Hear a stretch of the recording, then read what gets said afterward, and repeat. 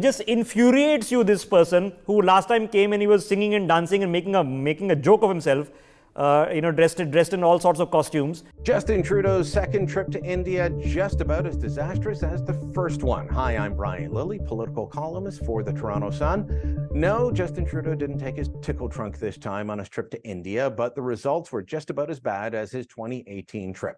He was there for the G20, and to say that he was isolated from the leader of the G20, Indian Prime Minister Narendra Modi, and also many other leaders, would be an understatement. Canada was off on the corner by itself.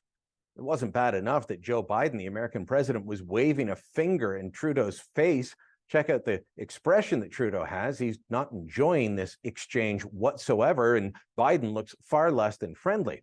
It's not bad enough that Trudeau's plane was stuck on the tarmac, unable to take off. A broken plane for a broken country, some people might be asking.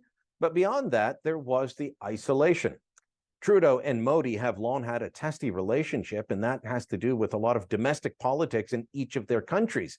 But India is an important and powerful country. It is one of the fastest growing economies on the planet.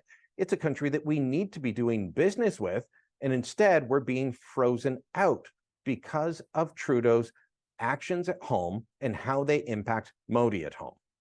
Indian media has been going crazy with Trudeau's support for what's called the Khalistani movement. This is an attempt to form a breakaway republic separate from India out of the Punjab area.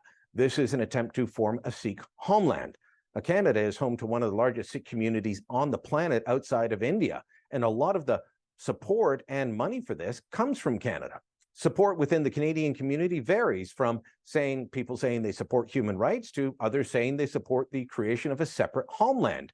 But regardless, Trudeau is allowing the political mobilization and the funding of this movement to happen in Canada. It would be akin to allowing a separatist movement for Quebec to be funded from and within another country. It would obviously be upsetting to any Canadian Prime Minister, and it's upsetting to Modi. So while Trudeau says on the one hand he's standing up for the right to peaceful protest, pointing to issues like the farmers' protest, pointing to issues of oppression that some Sikhs say they face within India, there are also the other political considerations that Trudeau has to make. He's not making them, not on a grand scale. He's trying to play domestic politics at home, playing to those who will deliver him votes instead of looking at the big picture. That has Indian media, which is a lot of them are just beholden to Modi, blasting him. But that's not going to help us. Listen to what Rishabh Gulati had to say on News X, part of the ITV network, one of the biggest in India. Okay, so I'm going to now shed the diplomatics, because when something manifestly insane takes place in your face, there's no reason to be polite about it.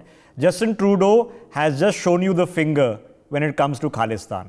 This man has just come after imposing an emergency in his country to crack down on the freedom of expression and the right to peaceful protest, and has just talked about the freedom of expression and the rule of law and the right to protest. Now, as I said, there's a lot of nuance here. There's a lot of domestic politics for both sides.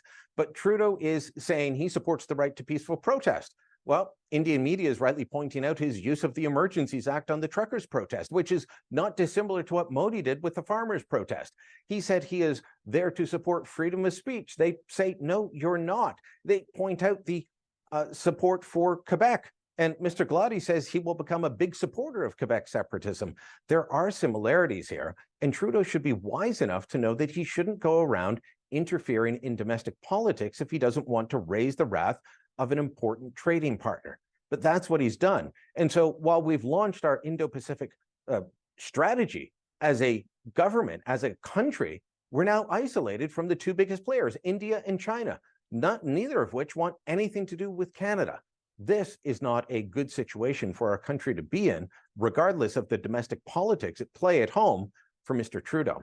Let me know what you think. Drop a comment down below, share this on social media, and don't forget to subscribe to our channel.